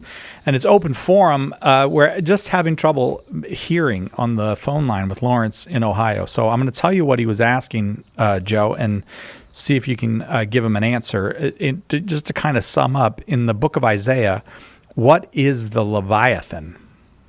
Yeah, so the Leviathan is some sort of, it's described as like a sea dragon or a large water creature. And we're not given more detail than that. There are actually a few references in Scripture to the Leviathan. It could be something literally just like a whale. Or just like a very large, I mean, it's a large aquatic water creature that either is literally something like a whale or is something metaphorically like a sea dragon. Okay. I mean, that's the best. Everything else is like speculation. Oh, okay. All right, fair enough. I hope that was helpful, Lawrence. I'm sorry that we're having a little trouble from time to time with the phones. 888-318-7884 is the number. It's open forum, and Joe Heschmeyer is our guest. I'm going to go to Houston now. Nancy in Houston. Nancy's been waiting a while, I think. It's taken a while for us to get to you, Nancy, and I apologize for that. Are you there with us? No, you're good. Thank you for taking my call. I love your show. Well, thank you. Okay, so here's no, I love it. I'm sitting here with my boyfriend. He sends y'all money, just so you know. Well, put him on. He's like, why are we talking to you, Nancy? I'll put you on. Cy does not speak for us. I'm only playing with you. I'm sorry, Nancy. I apologize. I get it. I send money to. I didn't know it was one or the other. I thought it was all EWTN. Oh, this happened to my mother, Nancy. I went home one day, and she says, "I sent your people money today," and I said, "That's very nice, Mom." And she said, "I wanted to support what you do," and then she told me she sent it to Alabama, and I was like, "No, you sent the money to EWTN, but thanks for sending it to them, but that wasn't us." All right, go ahead, Nancy, with your question. I have 3 kids, and my youngest, he's 29. They're getting ready to have their first child. They were married in the Catholic Church. However, we got on this discussion today, and he telling me, basically what he asked me was, if Christ is real, then why are there, and I think he said 13% of priests that were molesting young boys. And, I said, well, I had some answers for him, and I talked about free will and so on and so forth, but I'm trying to get them to the church. And I was only catechized in the last so many years. So I'm one of those, I can't get enough. But, I feel like a failure to my adult children. So help me, please. Well, a couple things I'd say. First, I love your accent. That's a beautiful accent. Second of all, more seriously, I would not feel like a failure. The fact that you're having good, open conversations about Jesus Christ with your adult children is so beautiful, and something so many parents would love to be at that place with their kids. And I'm sure you didn't do everything right along the way, and that's true of every parent. And so, praise God, you've discovered the truth, and you have a heart to share it with them, and they've got a heart to talk with you about it, even if they've got objections. So, into the heart of your question. The 13% number, that's not a real thing. Like, it wasn't anything like that. But there were, and by the way, like, when we're looking at numbers, 2 things to know. One, a lot of times they're looking at numbers of everything from, like, horrible sexual abuse to, in some cases, even things like physical violence that could include things like spanking a kid when a priest would work at a church, like in a school. And so when you think about the number of like teachers who spanked kids back in like the 1940s, the number was really high.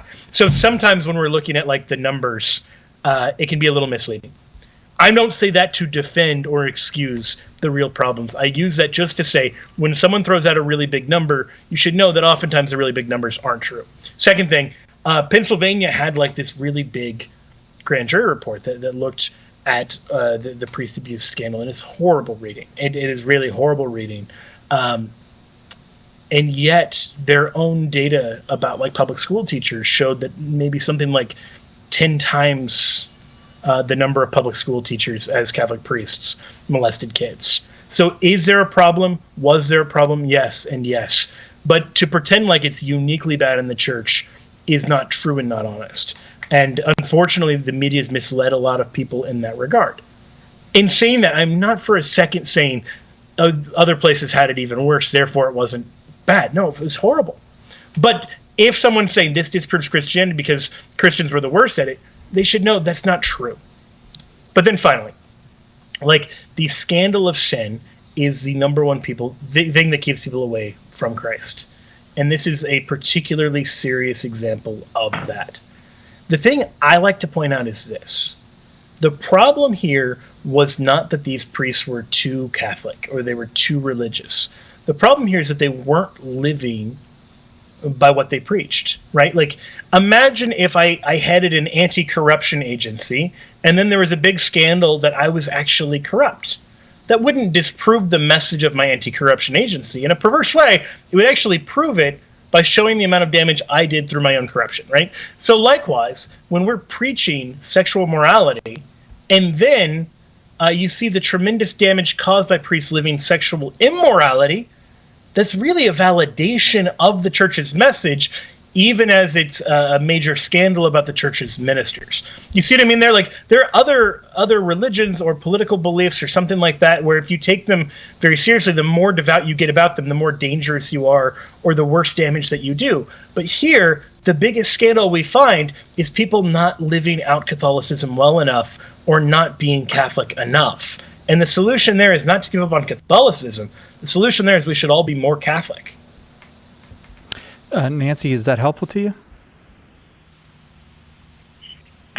I don't, well, no. I mean, I get it, but I need maybe an easier way to because he's going to come back and he's going to ask questions. He's like, okay, what do you mean, be more Catholic? Be more Catholic.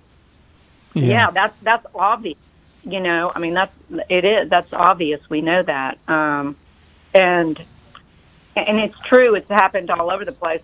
You know, and my opinion is, so what? And it's not a so what, because right now, this is what we're talking about, the 100%, you know, the 100% of the 7% or whatever it is. Yeah, you know what I mean?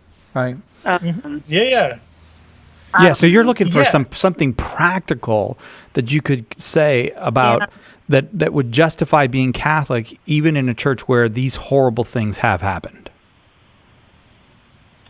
Yeah, because I tell him it's about Christ. The church is about Christ, and you know, and yes, it's hard for you know. I've learned so much, but it's hard for me to put into words. Yeah, no. I think you've got the right sense that, look, either Jesus is God or he isn't. If he is God, that doesn't mean that everyone who says that he is going to automatically do good things and not do bad things. You know, if I find out that some brilliant mathematician did something horrible, it doesn't mean his math was wrong. So the question of is this true is distinct from like, is the person telling me it's true good? And so I think we just say, yeah, like there were a lot of bad priests. I mean, go back to the very beginning. The apostle Judas betrayed Christ. That was really bad. Christianity has never been free of bad priests from the very start. And we should just own that and acknowledge that. The Christian message is not, you should be Christian because we are so good. The Christian message is like, all of us are sinners who struggle with serious sin, and God wants to heal all of us. So the fact that we should find out that our neighbors and even priests have done some serious sin, that is horrible and it's scandalizing, but it's also kind of what we expect given what Christianity tells us about human nature and about like the way all of us are. I don't know if that makes sense, but there's often this idea that Christianity is just like a way of making people nice or making them well behaved, and that's just not what Christianity is, and it's not what it ever claimed to be. Y'all are always talking about books. What's a good sort of a fundamental book to kick the tires with him that I could get and talk to him about? Bishop Barron has a book, Letter to a Suffering Church, that I think was somewhat helpful on this. I was thinking, I have that. Yeah, that's a pretty good one. Yeah, we've been here before. Okay. I don't know what else. I mean, Steve Weidenkopf is about to have a new book coming out from us on times when the church was a total mess, and then the Holy Spirit brought it back. And it kind of, it's one of those books that kind of gives you hope, because almost paradoxically, because you see, this is really the pattern with the church. It's almost you would call it a death and resurrection pattern, I think. As a matter of fact, you might actually just say it's a pattern of death and resurrection in the church, just as in the life of Christ himself. But I don't think that book is out yet and available. No, we don't have it yet. But if a third book, sorry. Go ahead. Phil Lawler has a book called The Faithful Departed, The Rise and Fall of Boston's Catholic Culture. And that, like, Phil Lawler had been the I think the head of the Catholic Herald or whatever it is in Boston, like the local diocesan newspaper. So he saw a lot of that stuff happen up close in the midst of the scandal, and has a pretty scathing kind of indictment of it. What I found good about that book was it was just Catholics saying this was really, really bad, and looking at why it happened and how it happened, and really pulling no punches. That may not be for everyone, right? Like some people might be more scandalized by that, but I needed to hear Catholics saying like, this is bad and we're not going to make an excuse for it. Yeah, I think that's the only way especially with the young people. I mean, it's essentially what he's saying is, why should I trust this institution? This institution has so profoundly violated other people's trust. Why should I try? And I do think that's a common kind of question of young people. I think your instinct, Nancy, is right on the money, that it's Christ that does it. I mean, if you can hear Christ's voice, you'll be one of his sheep. If you can't, you won't. My sheep hear my voice. They know my voice. So I think leading almost to Christ and just sharing Christ as clearly and as kind of peacefully as possible opens the doorway to saying to the things that Joe was saying, which are, look, all of this needs to be put into a context, and once it's in that context, we see that horrible things happened, but they don't at all mitigate against the truth of the church or the truth of the teachings of Jesus Christ. Right. And that is that's what I say to him or to others. Would you like him to talk to somebody here at Catholic Answers personally? Because we could, I just hear you as a mother. You just really would. There's people here who can talk to him about Jesus, talk to him about the church and the sacraments, and why it's very important not to give up on those things. Scandals come, but we can't let those things get between us and Jesus. Right. I'll tell you what, Yeah, Nancy. I don't know what happened, but yeah, that would be amazing. If you would like someone to give him a call, or he can call someone here, could you send us an email, radio@catholic.com, and we'll set that up? Yeah, and I'll send a check too. Oh, Nancy, come on now. You're making me feel bad. I'm sorry that I did that. I was just Catholic guilt. I know that was so low of me. All right, I'm going to feel terrible all weekend about that part of it, Nancy. But okay, so you got the email address though, radio@catholic.com. Okay, got it. All right, God bless you. Thank you very much. Y'all, thank you. All right, we'll take a quick break. Be right back with more Open Forum. There's only one Catholic Answers Live. We have a big problem. Our culture is dying, and souls are in danger of being lost. The answer is conversion to Jesus Christ in His church. St. Paul Street Evangelization is a Catholic organization, and we have hundreds of teams spreading the good news throughout the country. But we need your help. The harvest is great, but the laborers are few. Find out more and get involved today at streetevangelization.com. That's streetevangelization.com. If you have a few minutes a day, you can become an EWTN media missionary in your parish, in your community, or through prayer. Be a part of Mother Angelica's mission. Place your gifts and strengths in service to Christ and His church by volunteering your time and sharing the eternal word with the world. Visit EWTNmissionaries.com today. EWTN, the Global Catholic Network.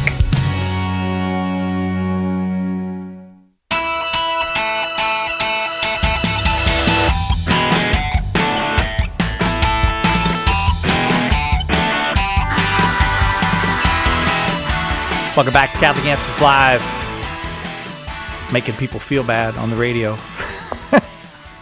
Now I make myself feel bad for making people feel bad. I really liked Nancy too. I'm sorry about that, Joe. Sorry I've been misbehaving while you're on. I feel like you bring it out of me, Heschmeyer. I don't know. Yeah, we have a fun dynamic that other people don't find fun sometimes. Yeah, I know. It's a lot of jibber jabber. 888-318-7884, the number here, 888-318-7884. We go now to Marcus in Watch this. I'm going to say Wenatchee, Washington, listening on Corpus Christi Radio. I hope it's Wenatchee. I tried really hard on that one. Marcus, did I get that right? Yeah, that's right. Nice. All right, go ahead with your question, Marcus. Yeah, so I recently got the opportunity to work at a local library, which is sort of my dream job, one of them at least. And then I was overthinking it like I do, and I was thinking, hold up, the fiction section of the library is like 50% fill, as it is with most libraries and bookstores and things. And I was like, all right, so if I'm going to be, stocking the shelves and checking out books and stuff, I'm going to be, checking out the occasional romance novel, healing crystal book, whatever. So I'm thinking, all right, is it morally acceptable for me to take this position in the library, given that some of the, books the library deals in are morally compromised? That's a great question. So the technical answer, right? Like, there's all sorts of ways that we cooperate with evil throughout the day. Like when you go and get a cup of coffee, or you go to a restaurant, or you pay the toll, or you pay your taxes. Like, some of the money that you are giving to people is often spent on things that promote evil ends or promote evil in the world. That's the really complicated part about the world in which we live. And we see Christians struggling with this even in the first century. Like, there's this whole question of, can I eat food sacrificed to idols? And so what the church came up with very early on is this idea, basically there's different types, and we have, like, the technical language comes later. But the gut sense that Christians had from the beginning is there's different levels of cooperation. Basically, if you're not willingly trying to cause the evil, that's a different category. So in technical terms, we'd say this. Formal cooperation with evil is like, I helped to bring an evil event about on purpose, helping someone procure an abortion, or, hey, I wrote this really, like, filthy fiction novel, to use your example. All of that would be formal cooperation with evil. That is always wrong. What's harder is what's called material cooperation with evil. That's where, like, I'm not trying to have the evil come about, but, maybe I'm wanting a cup of coffee, or maybe I'm, wanting to work at a library, or doing any number of these things where there may be some complicated entanglements with evil. And in that latter case, with material cooperation with evil, it matters how directly I'm involved in it. Would the evil thing still happen if I wasn't involved? Am I causing it to happen even though I don't really want it to? All of those things. In the case you're describing, I think you're okay. Meaning, like, someone is going to stock the shelves, and you stocking the shelves is not of itself an evil act, and you don't know the contents of every book at the library, and some people are, and it's... And then the last thing to add is that even in some cases with books in the library, a book might be a bad book that's purchased, or not purchased, checked out from the library for not an evil end. So, for instance, like when I'm responding to bad arguments, my reading list is filled of just, like, mostly bad books for a while, as I'm trying to see, like, what would someone on the other side say about XYZ. So it's not as simple as, like, it's always and everywhere, sinful to know what this book is about. That's a little more complicated with books that are, like, more pornographic, which it sounds like maybe is kind of the case with some of that. But I think in a case like yours, where you're just, like, literally checking out books or stocking books, you're not choosing the books, you're not causing someone to get books who wouldn't be getting the books otherwise, I think you're in a morally okay position. But I think you're asking the right question. I'm curious what you think of that answer. Does that help you? Yeah, it really does. Thank you. That's perfect. I'm very, very glad you asked it, because I often think that there's consequences to how poor the catechesis in the Catholic Church is currently in many places. Among the consequences are people don't know the Bible, they don't know the sacraments, they haven't personally encountered Jesus in many cases, or been invited to. But one of the consequences, I think, Joe, in a big way, is people don't know that there's a well-developed moral teaching of the Church. And that just because you feel, sometimes people say, well, this just doesn't seem right to me, I won't do it. And it's like, well, actually, the moral teaching of the Church would say that's acceptable, whatever this thing is that you're, being fastidious about. And then another person might be, perfectly open to something that's really grossly immoral, like I don't know, like dropping a nuclear weapon or using in vitro fertilization, because they just don't know the moral teaching of the church. And we don't, for the most part, our questions are doctrinal or liturgical and not moral here. Yeah, so I would just say, maybe just to supplement the answer, especially based on what you just said, the Catechism actually does give some good advice on this. In paragraph 1868, it talks about basically what to watch out for with cooperation in someone else's evil. And it says participating directly and voluntarily in the evil, ordering, advising, praising, or approving them, not disclosing or not hindering them when we have an obligation to do so, or by protecting evildoers. So if you're covering up somebody else's evil, if you're helping them to bring about the evil directly and voluntarily, if you're encouraging it, praising them, approving of it, ordering it, like all of that, that's a really good sign that you're doing something very immoral. I had a friend who was doing some stuff on, I think, a small bit of technology that was going to be used for nuclear weapons, and I think he rightly realized he couldn't do it, and so he had to get a different job. I don't really know any of the details for obvious reasons, but something like that where you're directly, voluntarily building a bomb is different than, I'm not trying to be like a filth purveyor. I want to work at a library, but some of the books that people have in the library aren't good. In the same way that if you worked at a store, some of the, like all of that stuff gets really complicated. Yeah, but then there is that other side where people don't know, for example, the teaching of Jesus and the church on money, and they may feel very guilty for, having savings when they have a family and they need to have savings. They think, well, if I was really like Jesus, I feel like knowing the moral teaching of the church actually relieves as many and maybe more pressures as it puts on. It can be a great relief to know that's okay. The church has a clear tradition of teaching on that. On maybe can I use this medical intervention or not use it? And the church has reasoned it out. And if you're willing to follow, your burden is usually pretty light morally. Yeah, I think there's kind of two stages. I find, like, when someone knows like nothing, the conscience is often a little numb, a little dull. And so one of the first things that, like, hearing the truth of Christianity does is it can kind of prick some places in the conscience that need to be pricked. Sure. But then, like, the next step is often an oversensitivity of conscience about things that the conscience doesn't need to be worried about. Or you worry about it, then you find out the right answer and you go on with your life. Right. And that's where, like, as you've said, like, then there really is this relief where you're like, oh, okay. Like, that's good to know. In the same way, learning when you first discover about the number of things a kid can choke on, that's really alarming. But then you realize, like, okay, it's not actually as bad as it sounds at first. Yeah. Then you kind of move on with parenthood. I'm living that reality right now. So I think it's sort of like that, right? Like you realize, here's the things to watch out for. Don't obsess about it, and then move forward with your life. What do you think, Marcus? Well, that's very helpful. Thank you. Appreciate it. I really do think your question was very, very helpful. I'll tell you what, I'll give you a choice since you asked such a good question. You know what choice I'm going to give him, Darren? I could send you a copy of Pope Peter, Joe's book on Peter, or I can send you a copy of A Teacher of Strange Things, my book on Jesus. Which would you rather have? Choose carefully, Marcus. I guess I've got a bloody reading list a mile long. If I accepted, I wouldn't get to it. I'm going to be honest. Did you just turn down 2 separate Catholic Answers books? That's the most hurtful way to end a Friday show. No, that's I don't even know what to say to you right now, Marcus. I'm sorry, I just played around. You don't have to take the books.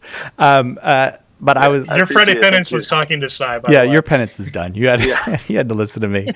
Thanks. I appreciate the call, Marcus. Call back anytime. And it really is impressive to hear you reasoning out, listening to your conscience and reasoning that out. Thanks very much. All right. Thank you. Have a good day. You too. Bye. Joe, I have to stop doing the program with you. We need a different host when you're on. I can't. I can't. Apparently, I like that you say when I'm on, as if I'm the problem. You are the problem, Heschmeyer. I don't have this problem with the other apologists. I'm a very nice person when the other apologists are on. When you're on, somehow I'm hurting every caller's feelings and leaving them feeling weird when we hang up with them. Why is that, Heschmeyer? I wish I knew the answer. I'm not sure I'm a licensed professional in the field you need. Look, just make sure the baby doesn't choke this weekend, all right? That's your job. All right. Thanks, Joe Heschmeyer. Yeah, thanks a lot. I really appreciate it. Joe's book for Catholic Answers is Pope Peter defending the Church's most distinctive doctrine in a time of crisis. You should check it out. You can also get, for the year of St. Joseph, get his book. Joseph is a great... Joe, say the name of your book. A Man Named Joseph. A Man Named Joseph. Guardian for Our Time. I like watching you hang. See you next time. Catholic Answers Live.